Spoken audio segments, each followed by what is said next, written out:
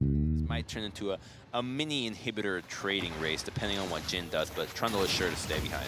Yeah, well, Trundle, I don't know to the tower. The tower's taking a lot of damage. Is he going to complete it? He does right before it goes out, but Zach is already down. Cell division is not available. Jin has just completed his recall, and it looks like the curtain call comes out. Talk Play Love has dropped extremely low, but KT Smurf takes some damage down onto Demnus. The Deadly Flourish comes out as the Zanyas is burned here by KT Smurf. The Onslaught of Shadows comes back in, though, and Pneumatic's able to pick up a kill on the Kassadin. That's the Fed member going down from UBC, and now it's a double kill picked up as Karma and Jin. This week for Hindsight, we are looking at a turret push situation from the uLol Rivalries series. Now, what's funny is that this play looks like it could have been a mistake on the side of Simon Fraser, but it ends up winning them the game. In the clip, we see that they're pushing along the top side, trying to get the top inhibitor turret down.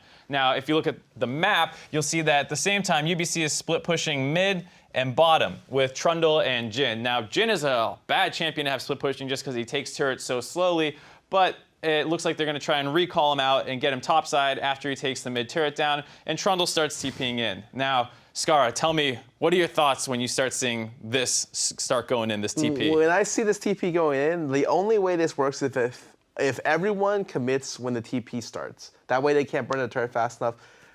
UBC is lucky the TP even went through, because if it didn't, they would have gotten slaughtered even harder. I just think that it was terrible teamwork, communication. I don't think in any situation I've ever seen an AD carry like Jin split push like this. And even if it was an AD carry split pushing, only be like Vayne in that situation.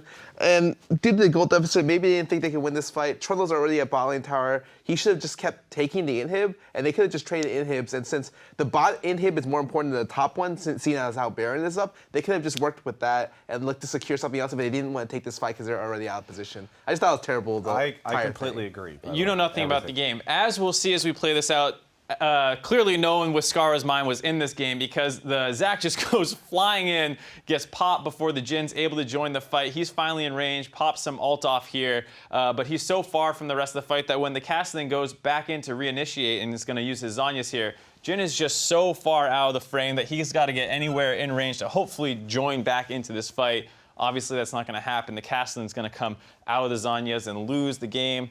Travis, what was the reaction like on campus when this kind of stuff was happening? Were people going crazy? Yeah, people were going crazy. I mean, I don't know if there was too much face palming, even though arguably, especially based on your and Scar's assessment, there probably could have been. But I mean, I don't know. The collegiate stuff is just fun to watch, I think, is a good way to put it, because you see stuff you'll see nowhere else. And at least it's on the new patch. Yeah. All right, you know? So it was a fun series, fun ending for this game. The collegiate rivalry stuff is still going on every weekend, albeit this week, so be sure to check it out. When we come back, we'll be talking more with Scarra about what he's up to now, so join us then.